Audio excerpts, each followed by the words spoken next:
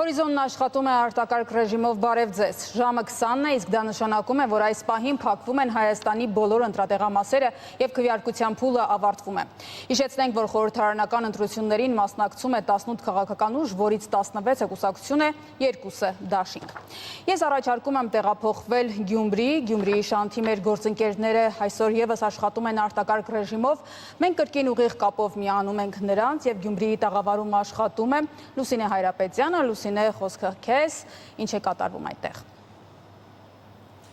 Ողջույն Քրիստինե, իհարկե արդեն ավարտվում է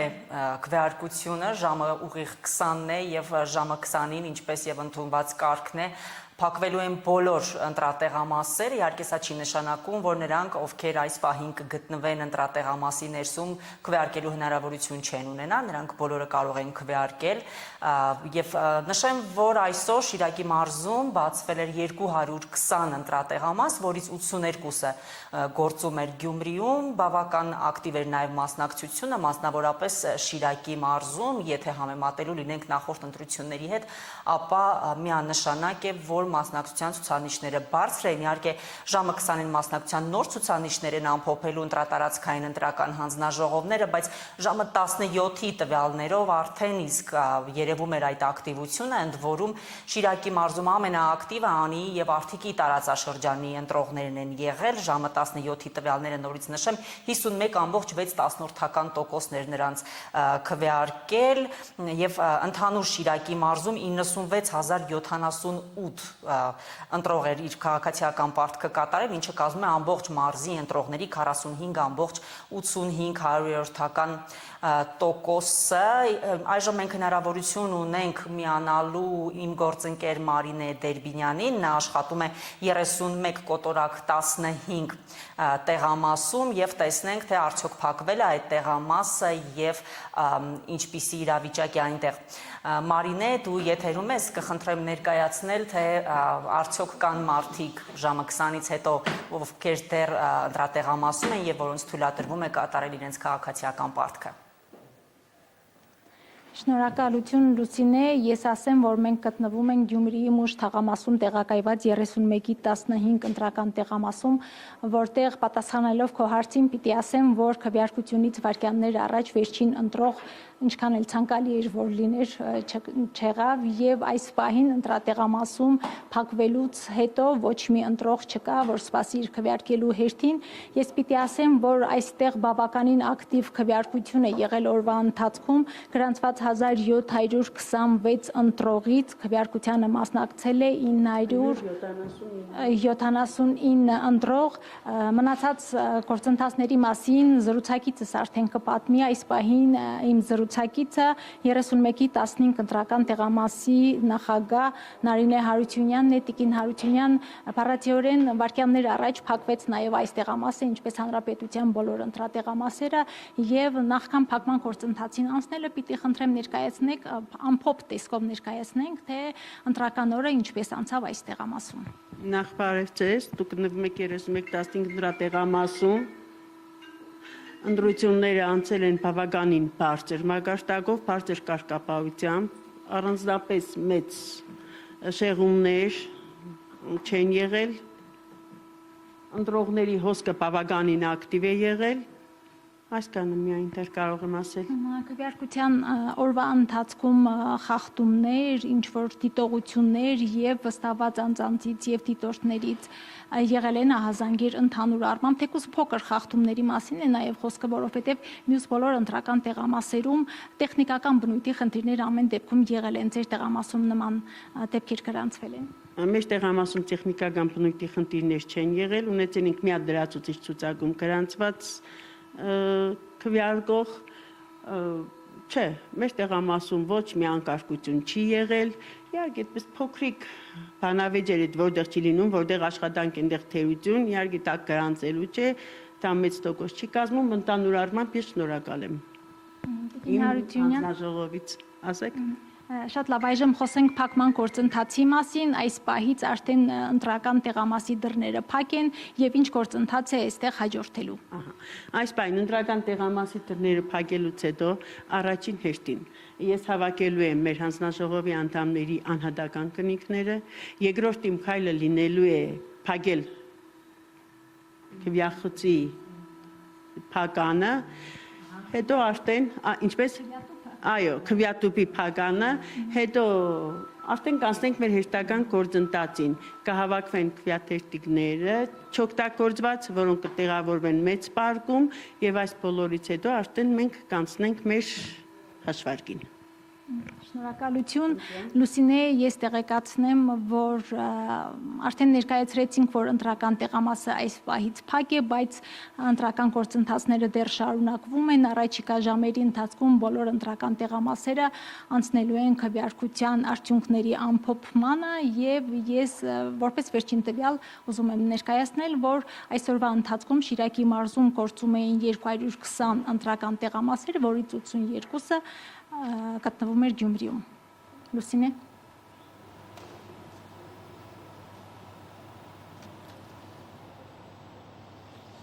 Շնորհակալություն Լուսինե Հայրապետյանը եւ Մարինե Դերբինյանը տեղեկություններ էին հաղորդում Շիրակի մարզից, քիչ անց մենք կմիանանք իմ գործընկեր Տիգրան Հովակիմյանին, ով աշխատում է Երևանյան ընտրատեղամասերից մեկում, բայց մինչ այդ քաղաքացիական պայմանագիր կուսակցության վարչապետի թեկնածու Նիկոլ Փաշինյանը մասնակցել է քվեարկությանը Երևանի 8 կոտորակ 20 ընտրատեղամասում։ Քվեարկելուց հետո լրագրողների հետ ունեցած շփազրույցում վարչապետը հայտարարել է, որ կանի այն, ինչ կորոշի ժողովուրդը։ Փաշինյանը անդրադարձել է նաեւ Ռուսաստանի հետ հարաբերություններին։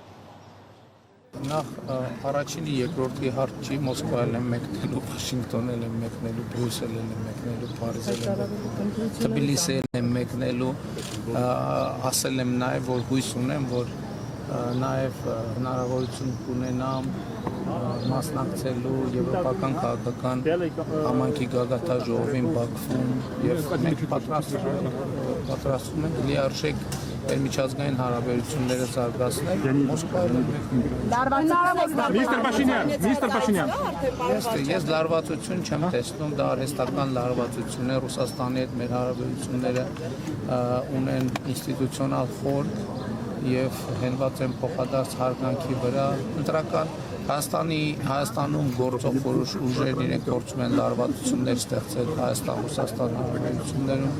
այդ լարվածությունները չեն ստեղծվում այն պատճառով, որ Ռուսաստանի Դաշնության նախագահը Միստր Փաշինյան, for Reuters։ Վարչապետներ են, բայց հրապարակումներ եղան, որ Ռուսաստանի նախագահ Վլադիմիր Պուտինի աշխատակազմում կա Պաշտոնյա Կիրիենկոն, որը սխեմաներ է մշակում ըստ տարբեր հրապարակումների, այդ թվում նաև Reuters-ի, որ Հայաստան մարդիկ բերեն ընտրությունների վրա ազդեցություն ունենան, այս թեման պատրաստվում եք քննարկել Մոսկվայի հետ, թե ոչ։ Դե գիտեք, այն սխեմաները, որոնք չեն համապատասխանում Հայաստանի Հանրապետության օրենսդրության, այդ սխեմաները պետք է արժանանան Հայաստանի պետական ինստիտուտների գնահատականին, իսկ ընդհանուր առմամբ ես կարծում բոլոր հարցերն էլ քննարկվում են ըստ անհրաժեշտության, եթե այդ հարցերի քննարկման անհրաժեշտություն ծագի, թույլ տվեք կանխատեսել, որ ընտրությունների արդյունքներով նման հարցեր քննարկելու անհրաժեշտություն չի առաջանում։ Այժմ միանանք իմ գործընկեր Տիգրան Հովակիմյանին, ով Երևանյան ընտրատեղամասերում աշխատելուց հետո այժմ Կոտայքի մարզում է։ Տիգրան, խոսքը քեզ, ինչ է տեղի ունենում այդ ընտրատեղամասում, որտեղ գտնվում ես։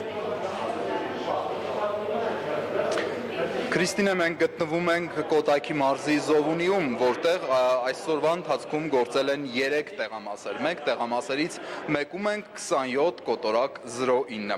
Այս տեղամասում րոպեներ առաջ ուղիղ 20:00-ին դռները փակվեցին եւ 1401 ընտրող ունեցավ այս տեղամասը 2282 գրանցված ընտրության իրավունք ունեցող ընտրողներից, որը կազմում է շուրջ 67% մասնակցություն։ Այստեղ հանձնաժողովի նախագահ Արամայիս Եսյանը մեզ այդ զրույցում քիչ առաջ նշեց, այսպես օրը ամփոփելով, որ որևէ միջադեպ խախտումներ օրվա ընթացքում չեն ունեցել եւ ամենապիկ ժամը այստեղ եղել է կեսօրին եւ առհասարակ Զովունիում 3 տեղամասերի հետ համեմատած սա եղել է ամենաակտիվ ընտրատեղամասը։ եւ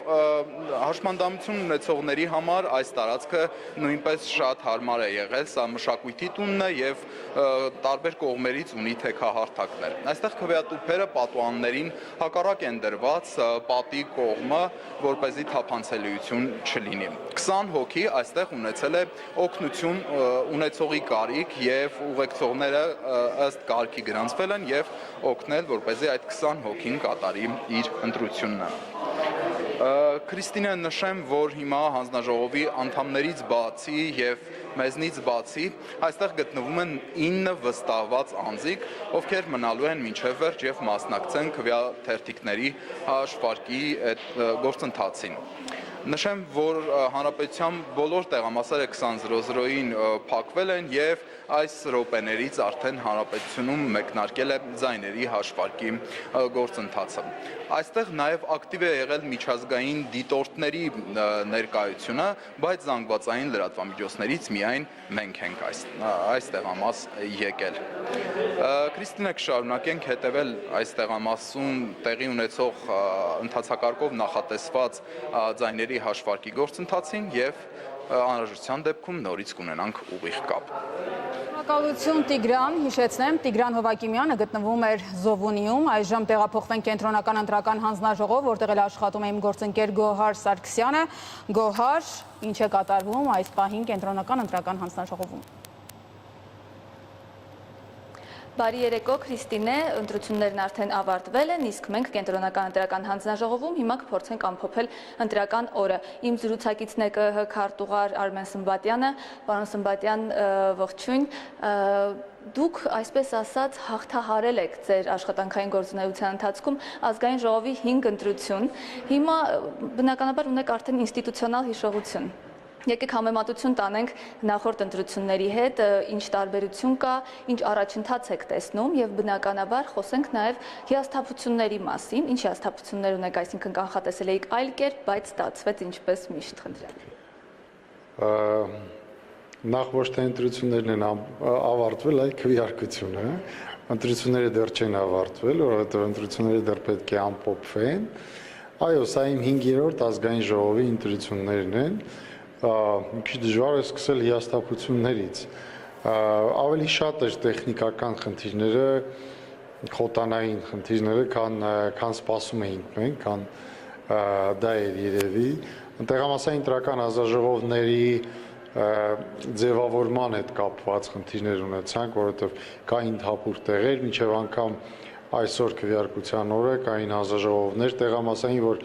ամբողջովին համալրված չէին։ Սովորաբար հակառակն է լինում, այստեղ մրցակցություն է լինում հանձնաժողովում ընդգրկվելու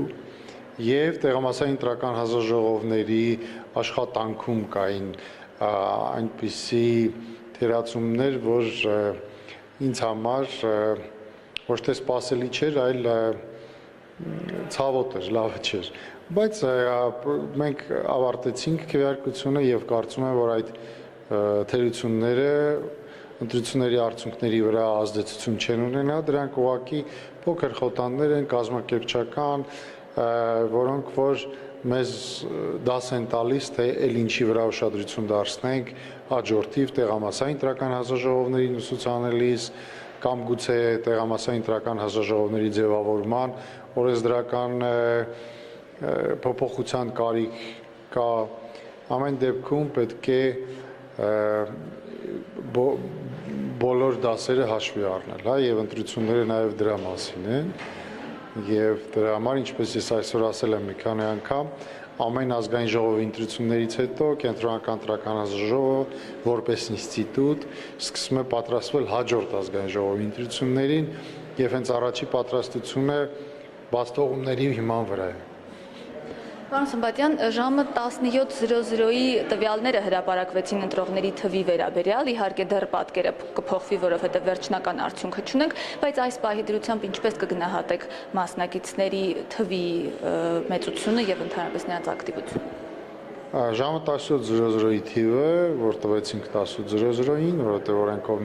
մեկ ժամ ունենք դա ամփոփելու եւ տրամադրելու, բավական բարձր էր համեմատած նախկին ազգային ժողովի ընտրություններին։ Հիշեցնենք նաեւ։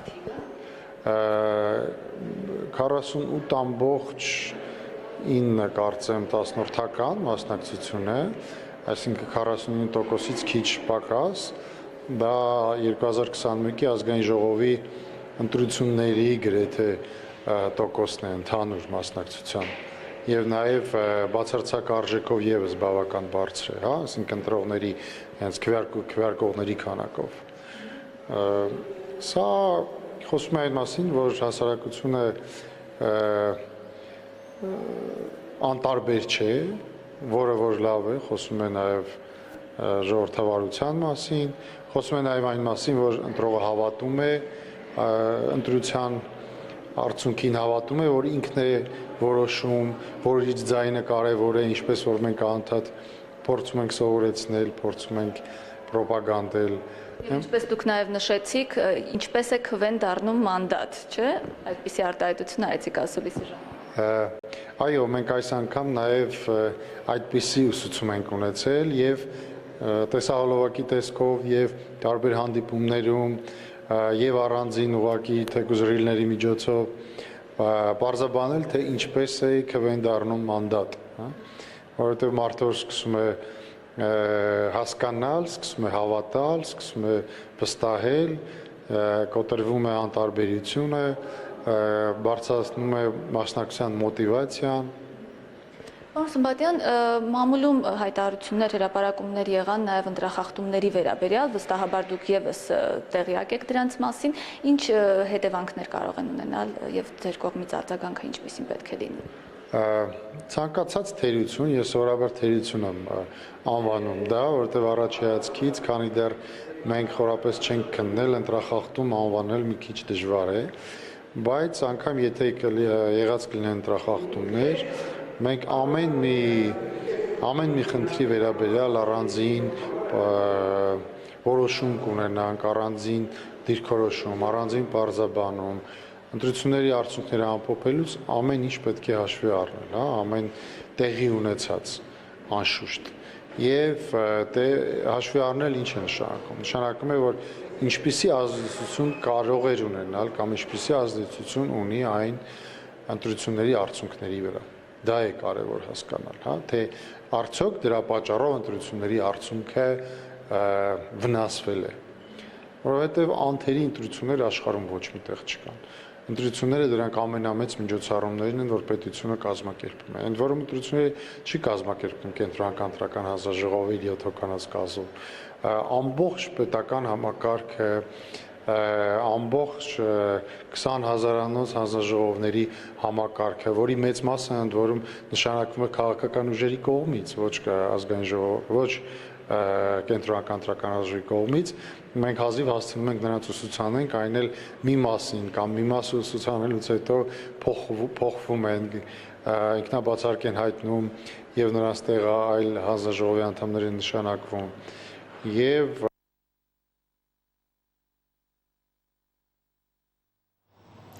Կենտրոնական ընտրական հանձնաժողովում աշխատում եմ գործընկեր Գոհար Սարգսյանը եւ նա պարբերաբար հարցազրույցներ է ունենում այնտեղ եւ մենք աշխատում ենք արտակարգ ռեժիմով եւ կշարունակենք աշխատանքը մի փոքր դադարից հետո։